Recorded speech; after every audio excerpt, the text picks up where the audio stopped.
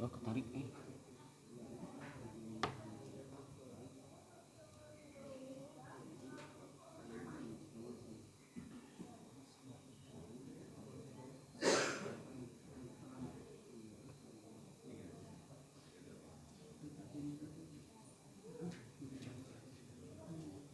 Lah, nggak usah bagus-bagus.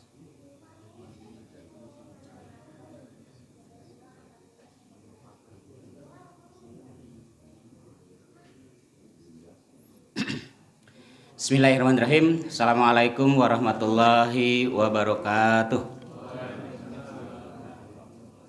Alhamdulillah wassalatu wassalamu ala Rasulillah wa ala alihi wa ashabihi wa mawalah. Asyhadu an la ilaha illallah wahdahu la syarikalah wa asyhadu anna Muhammadan abduhu wa rasuluhu la nabiyya ba'dah. Yang saya hormati para ustadz, para tokoh, para alim, juga para jamaah yang senantiasa setia mengikuti kajian-kajian Coffee Morning sekaligus memakmurkan mushola kita. Semoga senantiasa kita diberikan kesehatan, keberkahan oleh Allah Subhanahu wa Ta'ala. Puji dan syukur kehadirat Allah atas segala limpahan rahmat dan nikmat yang sudah Allah berikan kepada kita. Salawat dan salam semoga tercurah pada junjungan kita Nabi besar Muhammad Sallallahu Alaihi Wasallam. Bapak-bapak jamaah mushola Al-Ikhlas serta mungkin sebagian dari anak-anak yang senantiasa dirahmati Allah, saya mendapat giliran untuk mengisi Coffee Morning pada hari ini sambil menunggu terbitnya matahari. Ya, setelah itu kita melaksanakan aktivitas. Daripada pulang ke rumah tidur, ya mendingan bukan tidur di sini, bukan ya. Daripada ke rumah tidur mendingan tidur di sini, bukan ya. Daripada di rumah tidur mendingan kita isi dengan ya sekedar mengingat-ingat barangkali ada hal yang penting atau yang lupa yang pernah kita ketahui. Baik, sebelum ke hal yang akan saya sampaikan, dan jujur ini baru semalam dibikin, saya sendiri belum baca utuh ya apakah yang dibikin itu pas atau tidak. Tapi kita lihat dulu inilah biar tidak ngantuk. Ini ada yang kenal nggak dengan ini nih? Mana tuh penyanyi kita? Alhamdulillah. Ini ustadz atau penyanyi? Saya bingung ini. Ini penceramah atau penyanyi? Kalau orang yang baru lihat di belakangnya tabligh akbar itu pakai sorban sedang ceramah ini. Bukan kalau foto tidak ada audionya gitu. Jadi ini sedang ceramah tapi diiringi musik gitu. Tapi insya Allah luar biasa nih Pak Eko ya. Kita atau saya baru tahu ketika 17-an kemarin juara nggak Pak Eko? Juaranya. Alhamdulillah ini tidak kalah dengan Bimbo yang aslinya ya. Betul, langsung viral ini. Ini juga nih. Banyak sebenarnya foto-foto tapi tidak sempat saya kutip semua karena waktu. Ini luar biasa ini. Grup saya semalam itu barangkali juara ya, Pak Haji ya.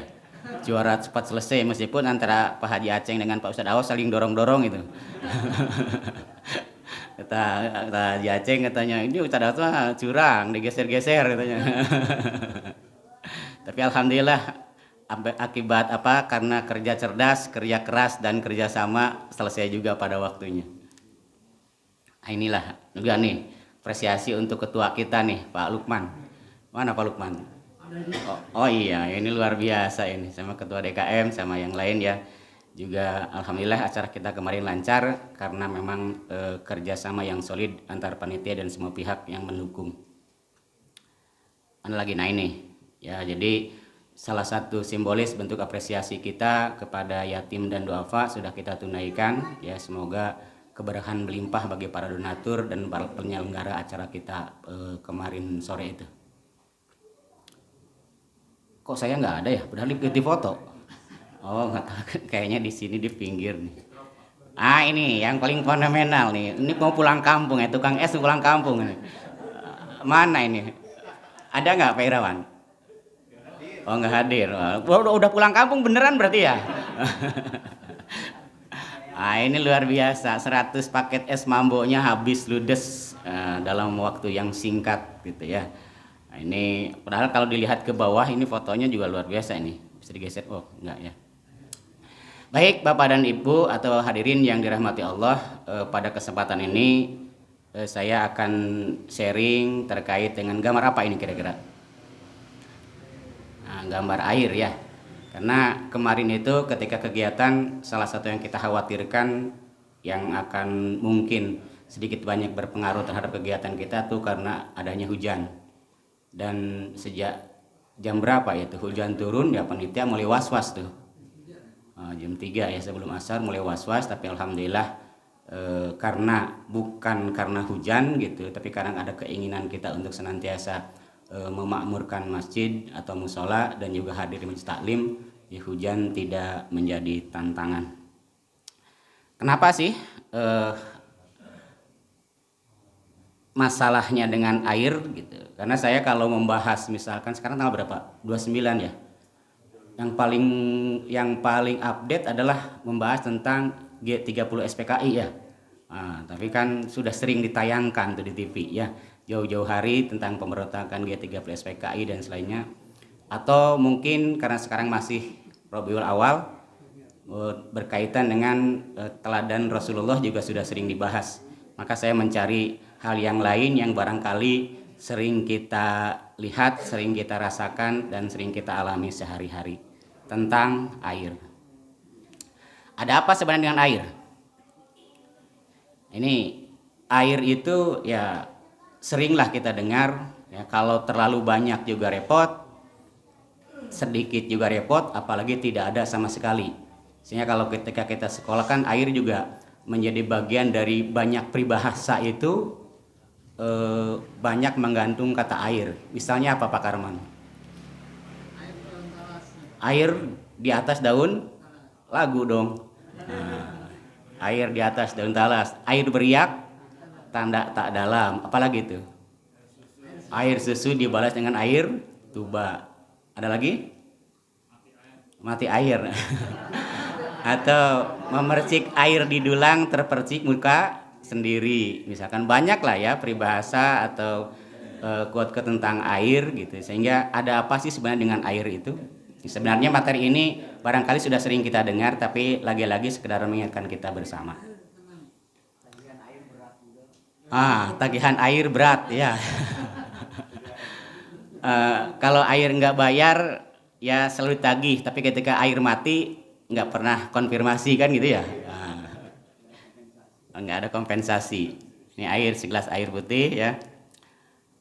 Ini kalau sedikit segelas ya alhamdulillah bisa melegakan menghilangkan rasa haus. Tapi kalau kebanyakan seperti ini, repot urusan ya.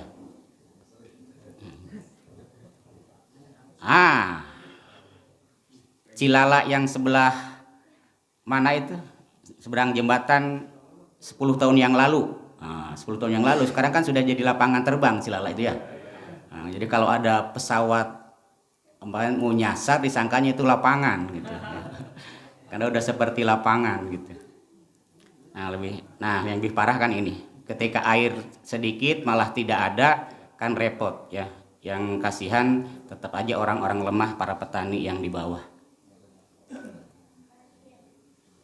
Akibat air terlalu banyak, Katulampa juga siaga berapa itu? Siaga 1 kan.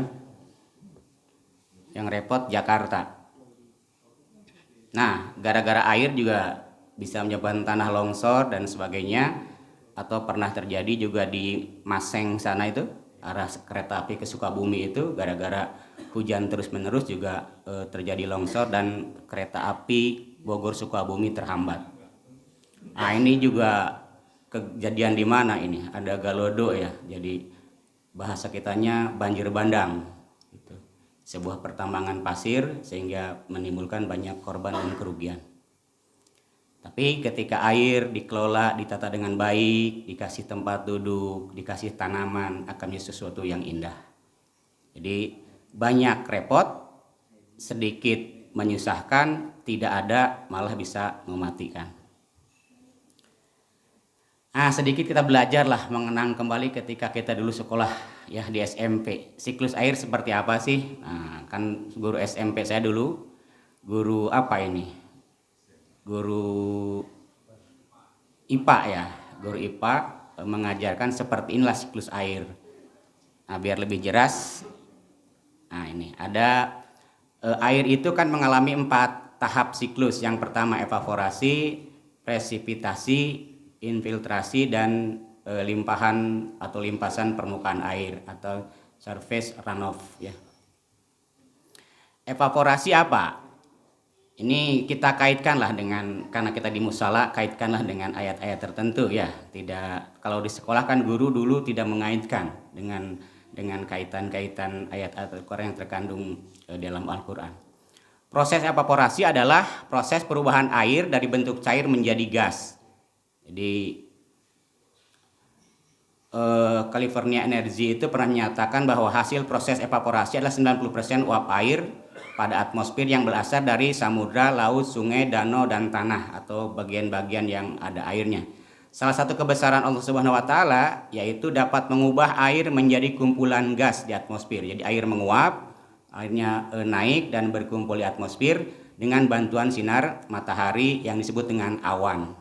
Ternyata ini sudah ditegaskan dalam Al-Quran surat Ar-Rum ayat 48. Allah dialah yang mengirim angin, lalu angin itu menggerakkan awan, dan Allah membentangkannya di langit menurut yang dikehendakinya dan menjadikannya bergumpal-gumpal.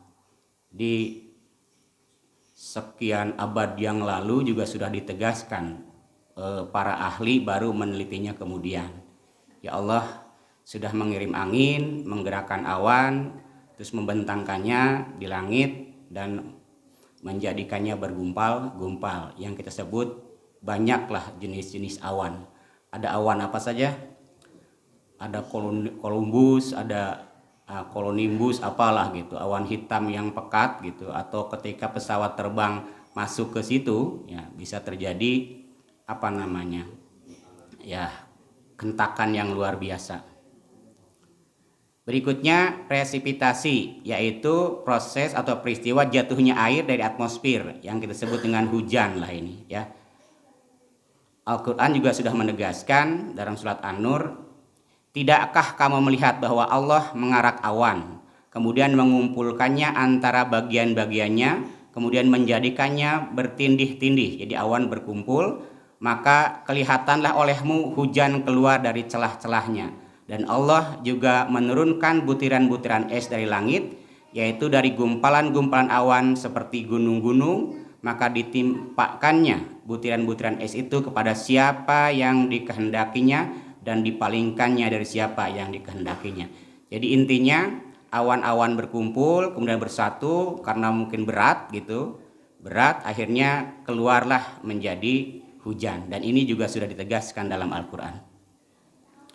Proses ketiga infiltrasi, yaitu perjalanan air ke dalam tanah. Jadi dari hujan meresap sebagai akibat gaya kapiler, gerakan air ke arah lateral ya.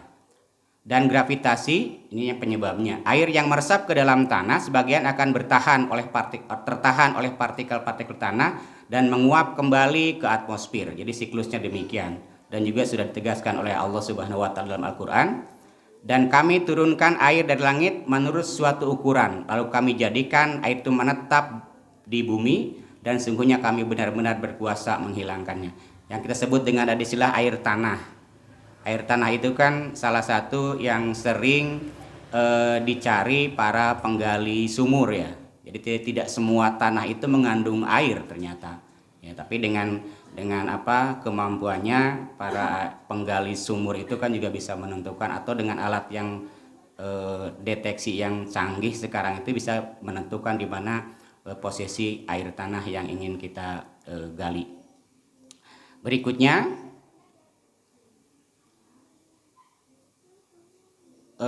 yang keempat adalah terkait dengan meluapnya air ke permukaan bumi. Apabila air hujan terus jatuh ke permukaan bumi tetapi tanah tidak mampu menyerap, maka air permukaan ini mencari celah untuk mengalir di antara palung, sungai, dan danau. Kita sebut banjir lah, kita sebut galodo atau banjir bandang dan sejenisnya. Allah juga berfirman, Allah telah menurunkan air hujan dari langit, maka mengalirlah air di lembah-lembah menurut ukurannya. Ketika airnya banyak, lembahnya tidak mampu menampung, maka akibatnya adalah bisa mengakibatkan banjir.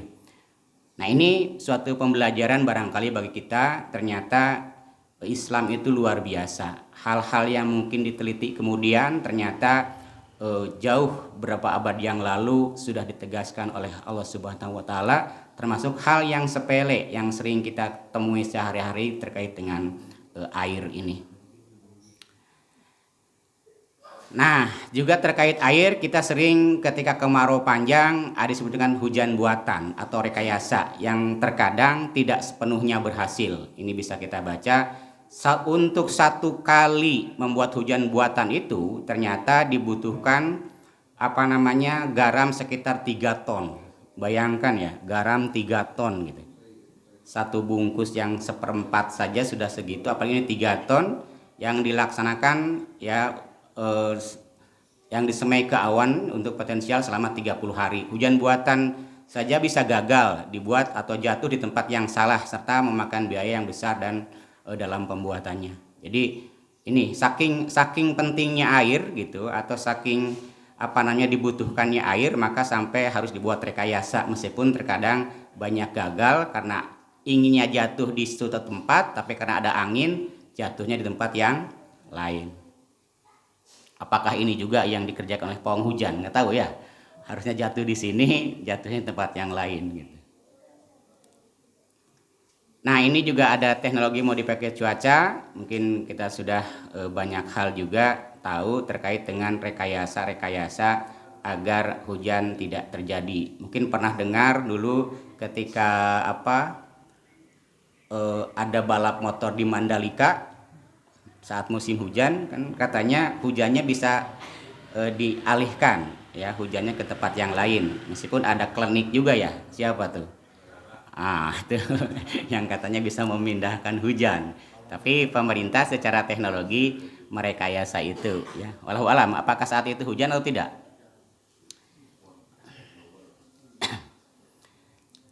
Baik, hadirin yang dirahmati Allah. Nah, ini manfaat air hujan bagi tubuh. Nih, jadi kalau ada teman-teman yang kerja di Jakarta pakai motor, ketika hujan gak usah berhenti. Pertama, beberapa manfaatnya adalah menghilangkan bau amis. Jadi ketika kita misalkan ikan atau apa, katanya kalau dicuci dengan air hujan ya, amisnya akan berkurang. Berikutnya, pengejutan sistem saraf pada tubuh seperti pada pijat refleksi. Pola dasarnya adalah mengejutkan sistem saraf yang terletak di bawah jaringan kulit. Jadi ketika anak hujan-hujanan gitu ya, asal betul caranya, ternyata kan bisa menjadikan sehat ternyata ya. Termasuk kita juga ketika di motor misalnya sedang naik motor, nggak usah pakai tutup itu tuh helm, biar aja hujan menerpa muka. Nah, itu kan bagian dari refleksi juga tuh, biar wajah kita kelihatan glowing gitu ya. Daripada itu, menghilangkan toksin atau racun pada tubuh dengan melarutkan garam pada air hujan segar atau murni, lalu rendamlah telapak kaki kita selama 15 menit.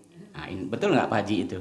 Nah, betul ya, katanya seperti itu. Jadi ketika tubuh kita ada toksin, ambil air hujan, tambah garam, rendamlah kaki di dalamnya selama sekitar lebih kurang 15 menit. Nah, ternyata manfaat hujan juga yang mungkin selama ini kadang-kadang menjadi momok, ternyata banyak sekali manfaatnya. Berikutnya, pindahkan air hujan tersebut ke dalam botol atau gelas dan endapkan selama 24 jam gitu. Nah, ini juga katanya bisa dan diambil yang paling atas gitu, separuh yang paling atas juga ini baik untuk kesehatan. Nah, setelah 24 jam itu tadi diambil yang paling atas, dimasak ya seperti masak air minum.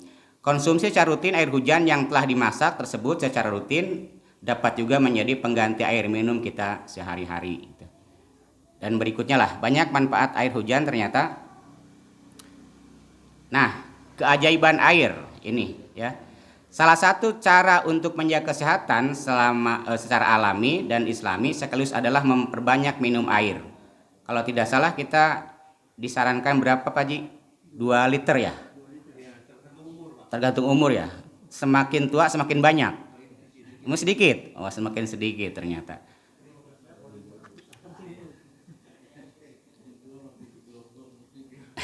Gelonggong ya.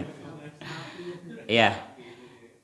Ternyata kalau kita renungkan lebih seksama terhadap tubuh kita, dan ini merupakan perintah Allah. Ternyata kita dapatkan bahwa air merupakan komponen terbanyak dalam tubuh kita. Bahkan ketika masih janin, kandungan air dalam tubuh bayi ya hampir mendekati 100%. Kemudian setelah lahir, kandungan air tubuh mulai berkurang jadi 80, kemudian ketika dewasa 70, dan ketika lanjut usia menjadi 50%. Nah, seperti disampaikan tadi. Nah, ini juga Ustadz Aus juga pernah menyampaikan tentang luar biasanya air. Ternyata air juga karena makhluk Allah mampu mendengar ya.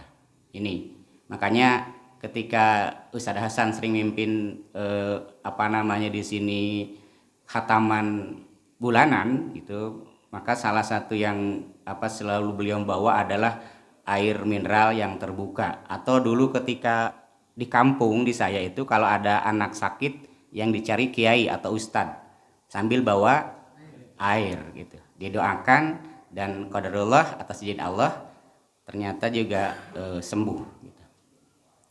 Nah, ini penelitiannya mungkin sudah banyak. Siapa ini ya?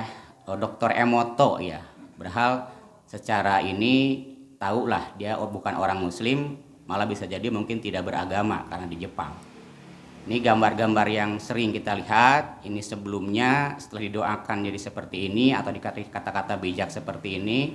Nah, malah lebih baik lagi, ini adalah potret profil air Zam-Zam. Nah, awalnya yang hitam sebelah kanan, kemudian ketika dikasih nilai-nilai positif maka bisa berubah nilai yang baik. Ternyata ini luar biasa.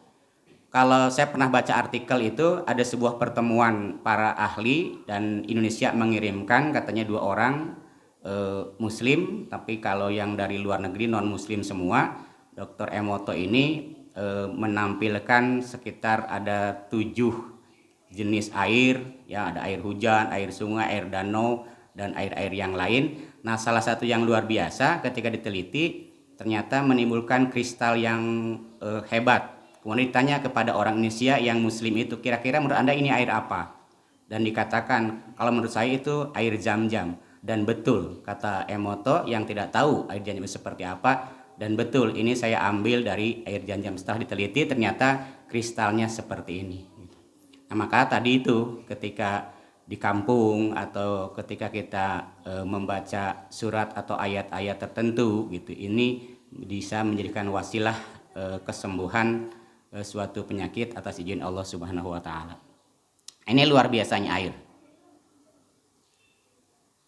Nah, sisi lain dari air ini, saya kalau tadi dilihat dari sisi bencana alam, dari sisi kerugiannya, kemudian dilihat dari sisi prosesnya, dan dilihat dari sisi luar biasanya secara ilmiah, kemudian saya mencoba juga mencari dari sisi yang lain berdasarkan literasi yang saya baca.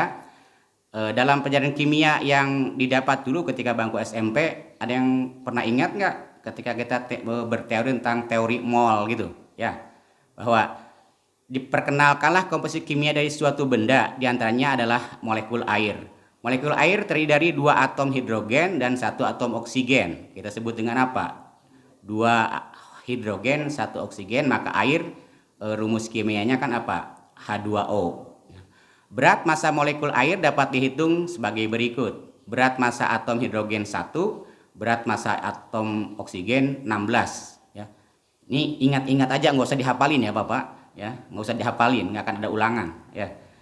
Maka jumlah berat massa molekul air atau H2O adalah 2 kali 1 ditambah 1 kali 16 yaitu 18. Jadi ketika nanti anak kita nanya, nah salah satunya itulah perhitungannya. Tapi bukan di situ maksud saya.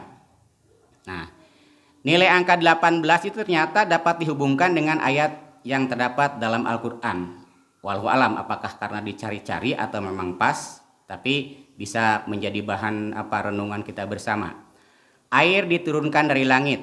Ya, terdapat dalam surat Al-Mu'minun ayat 18 juz ke-18. Terjemahannya, dan kami turunkan air dari langit menurut suatu ukuran, lalu kami jadikan air itu menetap di bumi, dan sesungguhnya kami benar-benar berkuasa menghilangkannya. Kalau surat Al-Mu'minun berada pada urutan ke-23, jadi surat ke-23, maka perhitungan perkaliannya menjadi 2 kali. Tadi 18 kali 18 sama dengan 7.452. Selanjutnya kalau angka 7452 diuraikan, 7452 dijumlahkan, maka menjadi 18. Walau alam, apakah ini kebetulan atau memang seperti itu adanya, rahasia di baliknya, ya walau alam. Berikutnya, dan dialah yang menurunkan air hujan dari langit dan seterusnya. Nah, dalam surat Al-An'am ayat 99. Kalau surat Al-An'am dan memang itu ada surat ke-99 berada pada urutan ke-6 dan juz ke-7, maka perhitungan perkaliannya menjadi 99 kali 6 kali 7. Hasilnya 4158. Selanjutnya angka 4158 diuraikan 4158 dan dijumlahkan, hasilnya menjadi 18. Ini lagi-lagi apakah kebetulan atau memang itulah rahasia di balik yang ada. Berikutnya, air dapat menyuburkan tumbuhan dan menghasilkan aneka jenis buah-buahan. Terdapat dalam surat Fatir surat ke-35 ayat 27. Urutan juznya 22. Dengan pola yang sama seperti di atas tadi, hasil perkaliannya 35 kali 27 kali 22. Hasilnya 20790 diuraikan menjadi 2 tambah 0 tambah 7 tambah 9 tambah 0, hasilnya 18. Ya. Ini juga luar biasa.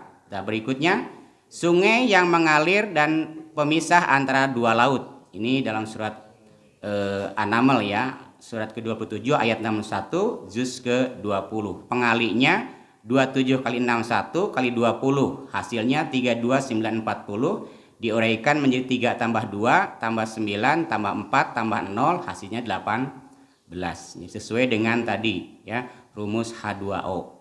Berikutnya, laut menenggelamkan Fir'aun dalam surat Yunus surat ke-10 ayat 90 juz ke-11. Kalau dikalikan 10 kali 90 kali 11 dapat 9.900, maka kalau diuraikan 9 tambah 9 tambah 0 tambah 0 tambah 0, hasilnya 18. Terakhir yang saya kutip itu, kerusakan lingkungan di laut dan di darat ya, atau kita sebut sekarang itu global warming, terdapat dalam surat Ar-Rum surat ke-30 ayat 41 urutan juznya ke-21. Kalau dikalikan hasilnya 25.830 dan diuraikan menjadi 2 tambah 5 tambah 8 tambah 3 tambah 0, hasilnya 18. Ini luar biasa ya kalau saudara-saudara kita mengaitkan dengan Al-Quran dengan secara ilmiah, ini luar biasa. Barangkali kita masih sebatas baca Al-Quran, meskipun terbata-bata, belum paham maknanya, tidak salah gitu. Tetapi ternyata saudara kita yang lain sudah melampaui yang selama ini kita lakukan, dan ini luar biasa sekali. Ya, tidak hanya sekedar dibaca ya, dikaji kemudian dimaknai sehingga menghasilkan sesuatu yang baru yang sangat luar biasa. Masya Allah. Nah, perlu kita pahami juga Bapak hadirin bahwa sekitar 80% tubuh manusia terdiri dari air. Otak dan darah adalah dua organ penting yang memiliki kadar air di atas 80%. Ini Pak Haji Agung juga pernah menyampaikan ini. Otak memiliki komponen air sebanyak 90%, sementara darah memiliki komponen air 95%. Jika kadar air dalam tubuh berkurang 1%, maka akan timbul rasa haus dan gangguan mood. Jika berkurang 2-3%, suhu tubuh akan meningkat ya, menjadi panas, timbul rasa haus dan gangguan stamina sehingga menjadi loyo misalnya atau lemas. Jika berkurang 4% saja ya, kemampuan fisik akan menurun hingga 25%. Dan apabila kadar air dalam tubuh berkurang hingga 7%, maka bisa menyebabkan pingsan ya, atau malah bisa terjadi kematian. Maka ini kita harus harus sayang dengan tubuh kita ya, dengan cara menyuplai air ke dalam tubuh sesuai dengan kadar yang diharapkan. Nah, ini sisi lain juga, kita kan oleh para ustadz, oleh guru di sekolah atau dimanapun dulu sering sampaikan, jika kalian minum maka janganlah bernapas dalam wadah air minumnya, kan gitu. Ini sejalan dengan hadis ini. Sebagaimana kita ketahui, ini lagi-lagi kalau kita kaji secara ilmiah, rumus air kan H2O. Ini berarti dalam air tadi terdapat 2 buah atom hidrogen dan 1 buah atom oksigen. Ya, yang mana 2 atom hidrogen tersebut terikat dalam 1 buah atom oksigen. Dan apabila kita hembus nafas pada minuman, ya, karena kita napas itu akan menghasilkan gas karbon dioksida, kan gitu kata guru IPA itu. Dan apabila karbon dioksida atau CO2 ini bercampur dengan H2O sesuai dengan rumus kimia tadi, maka akan menghasilkan O-nya jadi 2, H-nya jadi 2, C-nya 1, sehingga menimbulkan senyawa baru yaitu asam karbonat atau H2CO3. Zat asam inilah yang berbahaya bila masuk ke dalam tubuh kita. Maka ini luar biasa. Jadi ketika kita minum air panas, tolong tidak ditiup gitu, karena tadi akan menimbulkan senyawa baru yaitu H2CO2, zat asam atau asam karbonat yang berbahaya bagi tubuh kita. Ini. Nah ini kalau kita, makanya kenapa harus sayang air, ini fakta menunjukkan air bumi memiliki jumlah sekitar 264 miliar galon, ya. Sekitar 12.900 km persegi berupa uap air.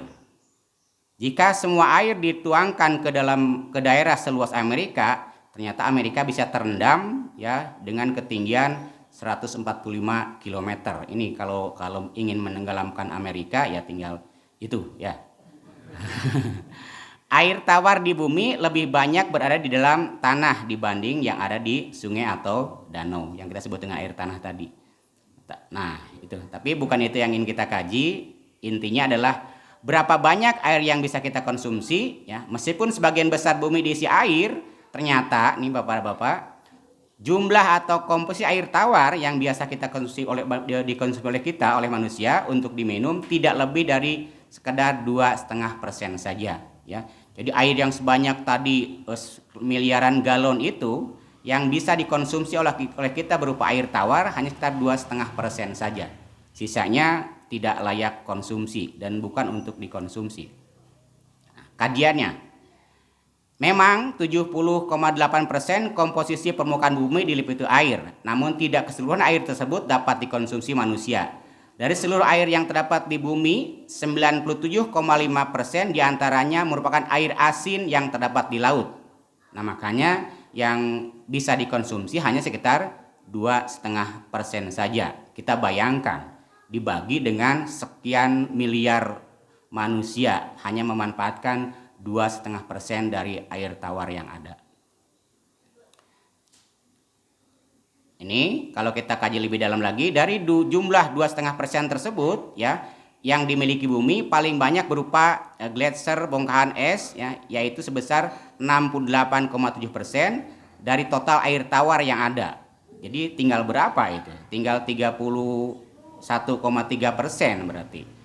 Kandungan air, kandungan air tawar terbesar kedua tersimpan di dalam tanah dalam bentuk air tanah sebesar 30,1%, pengurangan tadi itu. Dan sebanyak 0,8% tersimpan dalam bentuk tanah beku. Jadi semakin sedikit, ya, yang bisa kita manfaatkan untuk dikonsumsi. Dari 2,5% ternyata 68-nya masih berupa bongkahan es, dan 30,1% bisa kita konsumsi, dan 0,8% diantaranya masih tersimpan dalam bentuk tanah yang beku. Ini semakin sedikit, sekitar 30% berarti yang bisa kita konsumsi dari 2,5% yang ada. Dan ternyata lagi-lagi dari keseluruhan air tawar yang dimiliki bumi hanya sebanyak 0,4% yang terdapat di permukaan tanah, ya. 0,% air tawar inilah yang sering diperebutkan dan dikonsumsi oleh miliaran penduduk bumi. Jadi sangat sedikit Bapak-bapak, ya hadirin, dari sekian banyak air itu yang diperebutkan, yang dikonsumsi. Maka sekarang sudah mulai diprediksi beberapa puluh tahun ke depan dunia akan ada krisis air. Wah, ini tanda bagus nih. Nah, ini bisa dikaji terus. Ternyata intinya apa? Yang ingin saya sampaikan bahwa kita harus hemat dengan air. Maka Ustadz Aus pernah menyampaikan dan semalam juga ternyata luar biasa gitu sisa air kita ya dengan botol kemasan yang berapa itu 600 ya. 600 ml itu ya hanya dikonsumsi sepertiganya maksimal setengahnya, sisanya ternyata terbuang percuma. Makanya dengan gerakan habiskan air atau dibawa pulang itu menunjukkan bahwa kita memang harus hemat dan harus menghindari hal-hal yang sifatnya mubazir. Karena kondisi air kita memang seperti ini gitu. Seperti ini. Kita bayangkan daerah lain di Jawa di mana yang harus mengambil air bersih berkilo-kilometer dipanggul atau kita harus beli dan sebagainya, yang kita juga tidak tahu air yang disediakan lewat mobil itu apakah memang layak konsumsi atau tidak, kita sendiri juga tidak tahu. Nah ini banyak ya. Nah ini banyak cara untuk menghemat air ya. Yang biasanya mandi nyebur pakai shower mungkin ada baiknya diubah dengan cara yang lain. Yang mungkin punya WC jongkok ya, duduk maaf, juga gunakanlah keran yang lain atau keran kita di rumah juga seperti apa bentuknya sehingga kita ikut turut dalam menghemat air yang sudah sangat terbatas ini. Nah ini ya, jadi air sangat luar biasa, sangat kita perlukan. Setetes air akan menentukan banyak kehidupan. Maka tidak ada cara lain, kita harus hemat ya air yang ada dan dikaitkan dengan nilai-nilai agama tadi sangat luar biasa ya. Minimal gerakan sederhananya yang seperti Ustadz Aus pernah sampaikan bahwa ketika kita disuguhi minuman dimanapun seperti sekarang, habiskan air itu, kalau tersisa dibawa pulang untuk sampai habis, tidak ditinggalkan sehingga menimbulkan hal-hal yang tidak kita inginkan. Dan dari sisi agama kan termasuk praktek-praktek mubazir, dan mubazir tentu sangat dibenci oleh Allah Subhanahu wa taala. Barangkali itu Bapak-bapak hadirin yang saya sampaikan. Selanjutnya ya ayo kita ngaropi heula nah, di belakang. Baik, barangkali itu ya, terima kasih. Mohon maaf ya atas yang saya sampaikan mungkin tidak menarik, tapi intinya mudah-mudahan ini menjadi pencerahan bagi kita semua bahwa hidup kita tidak bisa terlepas dari air dan jumlah air kita sangat terbatas. Maka langkah yang tepat untuk kita lakukan bagaimana kita bisa menghemat air yang ada. Terima kasih, mohon maaf. Assalamualaikum warahmatullahi wabarakatuh.